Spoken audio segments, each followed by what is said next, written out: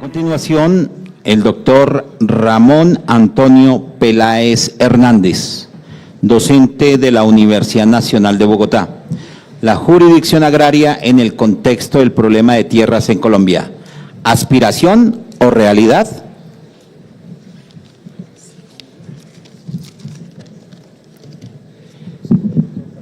Con las buenas tardes para todos y todas. Permítanme, como primera medida, extender un agradecimiento muy especial a la doctora María Julia, amiga, compañera de lista en el proceso de selección de la Corte Suprema de Justicia, a los compañeros que nos acompañan en la mesa y, por supuesto, a las directivas del capítulo Boyacá del Instituto Colombiano de Derecho Procesal, por la disciplina que han demostrado durante estos procesos académicos. Sin duda, es el proceso más fuerte del que se tiene noticia en el país, como preámbulo al que ha de ser el Congreso Colombiano de Derecho Procesal, que en este año se celebrará en agosto en Medellín. Voy a aprovechar un poco algunas de las consideraciones que planteó esta mañana nuestra querida amiga Ángela, porque de una u otra manera aproxima un poco lo que pretendo con esta disertación, y es contextualizar la jurisdicción agraria dentro del problema de tierras y especialmente como fuente generadora de conflicto. Seguramente se ha escrito mucho al respecto, pero basta simplemente con afirmar, como es de todos conocido, que el conflicto social derivado con el problema de tenencia, posesión y propiedad de tierras, especialmente en la zona rural, constituye sin duda fuente de la violencia. Eso no es nuevo, eso no se plantea en este evento. Basta simplemente con citar a nivel civil una sentencia de casación de la Corte Suprema de Justicia del 18 de julio del 2023 con radicado SC 194 del 2023, donde la Corte hace un análisis precisamente del problema de la violencia, precisamente en el contexto de la explotación y tenencia de tierras, en un tema relacionado con arrendamiento de predios rústicos. Sin embargo, tampoco es del todo cierto que la jurisdicción agraria sea un tema novedoso o que esté de moda. Voy a hacer una especie de reseña histórica de lo que ha sido ese pleyade normativo tan interesante que ha traído en nuestro país esta propuesta, porque básicamente el punto de partida, si se quiere, lo es la Ley 200 del 36, que dentro de la propuesta plataforma política de Alfonso López Pumarejo, Revolución en Marcha, insertó, si se quiere, lo que se ha considerado el primer proyecto de reforma agraria. De hecho, allí se habla de los jueces de tierras, de los jueces agrarios. Propuesta legislativa que por supuesto estaba acorde con la reforma constitucional del 36, que incorporaba el concepto de función social de la propiedad, precisamente para promover la explotación agroindustrial del campo. Luego, la Ley 100 del 44, dentro del segundo mandato de López Pumarejo, amplía el espectro de esta normativa, y es sin duda la Ley 135 del 61 en el gobierno de Carlos Lleras Restrepo, donde se inserta, por virtud de la creación del Instituto Colombiano de la Reforma Agraria, el famoso INCORA, toda una normativa orientada como política pública hacia realidad el tema de formalización y legalización de tierras en el país. Luego encontramos la Ley Cuarta del 73 y un poco más adelante la Ley 57 de 1988 y ya en los 90, en plena vigencia de la reforma constitucional del 91, la Ley 160 del 94, que viene acompañada, por supuesto, de otro muy importante decreto, que es el 1300 del 2003, que transforma el INCORA, que luego pasó a ser el INCODER, para dar paso a lo que hoy en día es la Agencia Nacional de Tierras, como institución encargada de hacer efectiva la política pública, que se traduce ni más ni menos en verificar la situación real o el inventario, si se quiere, de los bienes baldíos en nuestro país, para generar una verdadera política de distribución equitativa de tierras. Y de manera también más reciente, la Ley 1448, que del 2011, que todos conocemos, es conocida como la Ley de Restitución de Tierras. Y en ese contexto, pues básicamente también es interesante conocer la postura que desde la perspectiva constitucional se le ha dado a este tema de tierras, precisamente como un contexto atemperador de lo que es el conflicto de tierras, que lleva, por supuesto, implícitos fenómenos como el desarraigo y todo el desplazamiento social de que todos tenemos noticia. La sentencia 644-2012, con ponencia de Adriana Guillén, entra a definir en ese entonces la noción de campo. ¿Qué es el campo? Y esta mañana lo planteaba la doctora Ángela. ¿Qué se entiende por agraria y qué se entiende por rural? Pero dentro de este contexto, ¿qué se entiende por el campo? Y aquí viene un planteamiento que recoge esa sentencia para evidenciar en ella una doble dimensión de su definición. Por un lado, considerarla básicamente como una realidad geográfica, regional, humana, cultural y económica, que por lo mismo requiere una especial protección del Estado. Pero la otra dimensión, el de concebirla como un conjunto de tierras destinadas a la actividad agropecuaria, el espacio natural de la población campesina, óigase bien, para la generación de riqueza. Es decir, para facilitar que el campo entre al circuito económico que se requiere como fuente generadora, por supuesto, de riqueza y naturalmente de lo que nosotros denominamos el quehacer y el hacer de esta sociedad. Luego, dos actos legislativos de radical importancia que son las que le dan por lo menos ya el asidero constitucional a ello, porque no debemos olvidar tampoco que el decreto 2303 de 1989, que fue expedido en efecto dentro de un plan de descongestión judicial en lo que fue la vigencia de la constitución política anterior, pues básicamente creó una jurisdicción agraria que, como se ha planteado, nació muerta, que paradójicamente fue derogada por la ley 1564 de 2012. Es decir, el interés legislativo ha sido constante, pero vienen dos actos legislativos que llaman poderosamente la atención porque no solamente le dan el asidero constitucional a esta propuesta, sino que constituye sin duda prenda de garantía de lo que va a ser esta realidad. Me refiero al acto legislativo 01 del 2023, de julio del 2023, que eleva a sujeto de especial protección al campesinado. Y eso va a cambiar sin duda la estructura y la realidad de lo que va a ser el proceso por vía de jurisdicción agraria. Pero por otra parte, está el acto legislativo 03 de esa misma mes y año, julio 24 del 2023, que modifica el artículo 116 para darle paso a la jurisdicción agraria y rural como una jurisdicción especial y que viene complementada por medidas, por supuesto, de carácter interesante en el marco de la Corte Suprema de Justicia al incorporarle a la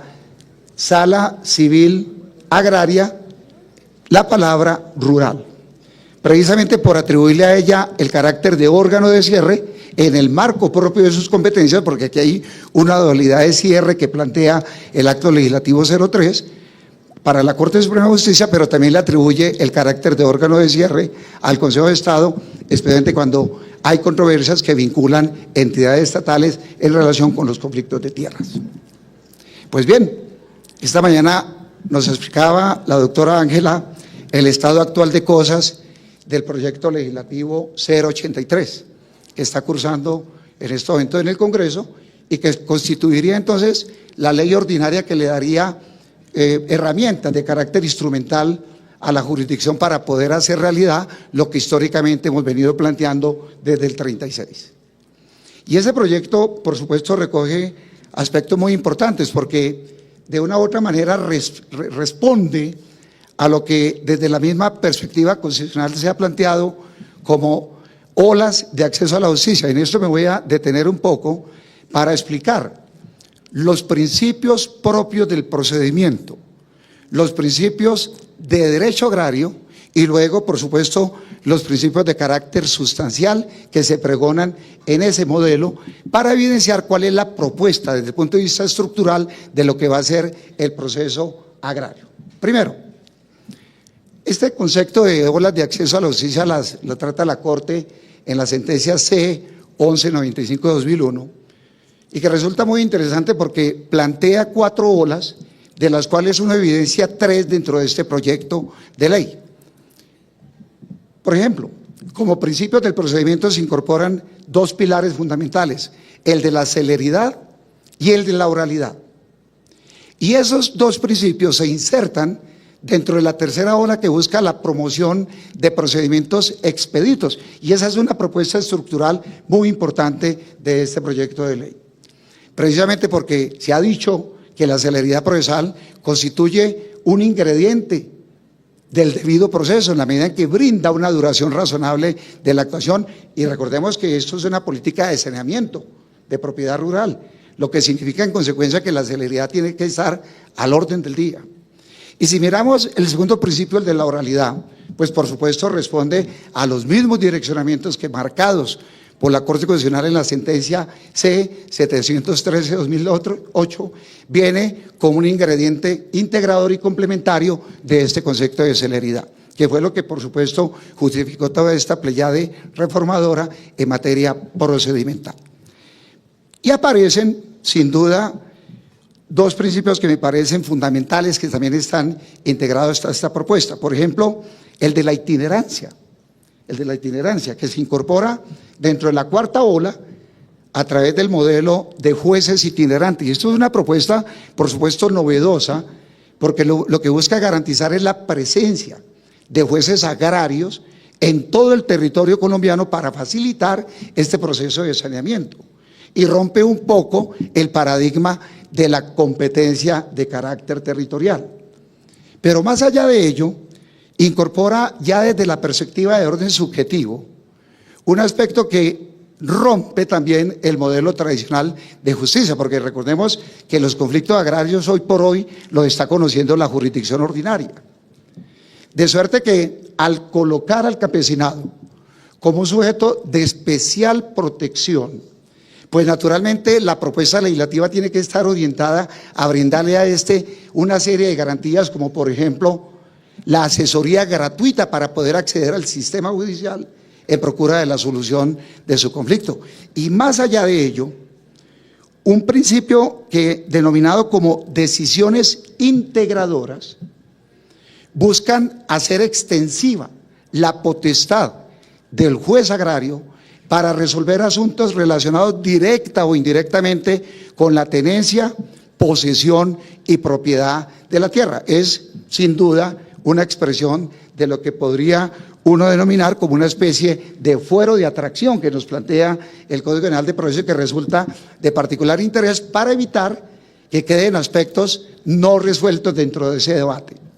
Y naturalmente, lo planteaba también esta mañana la doctora Ángela, el principio de la integración probatoria, precisamente para instrumentar una herramienta de carácter probatorio muy interesante, que es el concepto de carga dinámica de la prueba, que también se ha aludido aquí en este contexto, que desde la perspectiva del Código General de Proceso, artículo 167, inciso 2, incorpora 5 criterios para hacerla efectiva. Vale decir, la posibilidad de trasladar la carga de la prueba a quien está en mejores condiciones para hacerlo. ¿Y quién lo está? Pues por supuesto no el campesino, porque está en una relación asimétrica que genera una desigualdad de cara al debate procesal. La carga dinámica de la prueba, la posibilidad de que aporte la prueba el que está en mejores condiciones para hacerlo, por la cercanía al elemento material, por haber participado en los hechos, por tener bajo su poder el elemento material, o si se quiere por las circunstancias de inferioridad o indefensión en el que se encuentre el sujeto. Y más allá de ello,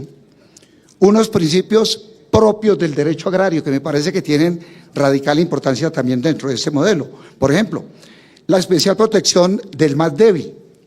la función social y ecológica de la propiedad rural, la libertad probatoria, la inmediación de la prueba y la asistencia judicial gratuita que refería inicialmente. Pues bien, En este contexto, podría entonces advertir que el proyecto de reforma trae una estructura procesal que brinda dos modelos, o si se quiere, dos tipos de procedimientos, como lo refiere las disposiciones. Por un lado, un procedimiento verbal y sumario para pequeñas causas rurales. Esas pequeñas causas rurales las enmarca dentro de los asuntos de mínima cuantía.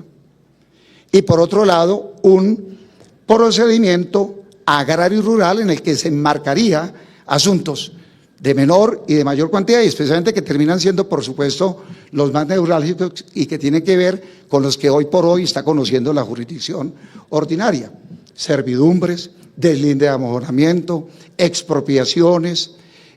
restituciones, reivindicatorios, etcétera. Es decir, dentro del marco normativo propio de los derechos reales. Pero más allá de ello, pues se lleva también el tipo de relaciones jurídicas que de carácter sustancial supone la explotación de predios rurales, porque ese es el marco que dentro de las decisiones integradoras va a llevar esta propuesta legislativa. Ahora, se trata de preguntarse qué pasa si esa reforma no tiene éxito en el Congreso, porque ese sería el gran dilema. Vamos a quedar en las mismas condiciones en las que tradicionalmente se ha venido estando, es decir, hay intención, pero no hay voluntad política y por lo tanto se queda en el tintero como una propuesta para ser utilizada solamente en la academia o en los preparatorios para los estudiantes, o va a ser una verdadera realidad. Recordemos que un reciente acuerdo del año 23, el Consejo Superior de la Judicatura creó unos jueces agrarios y un tribunal agrario, entre otras cosas, con sede aquí en Tunja, en Boyacá, lo que significa que instrumentalmente están dadas las condiciones. Ahora, ¿qué pasaría si esas disposiciones no están vigentes? Yo creo que aquí es menester tomar una postura radical frente al tema, y seguramente esto va a ser objeto de discusiones. Se cuenta en el Código Penal de Proceso con los elementos normativos suficientes para que el juez, en este caso el ordinario, pueda, a la luz de esa visión constitucional, garantizar esos derechos a quien en la relación asimétrica está en condiciones de inferioridad. Recordemos, por ejemplo, el artículo 1º, que hace extensivas las normas del Código General del Proceso al proceso agrario. El artículo 281, que en su numeral segundo plantea la posibilidad de que el juez falle ultra y extra petita en conflictos en materia agraria,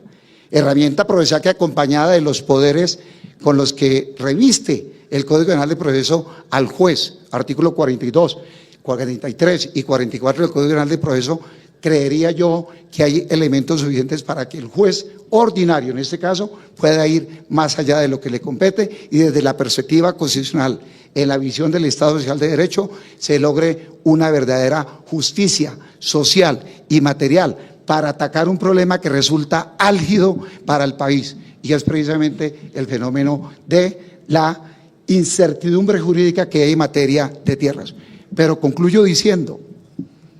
no basta solamente la normativa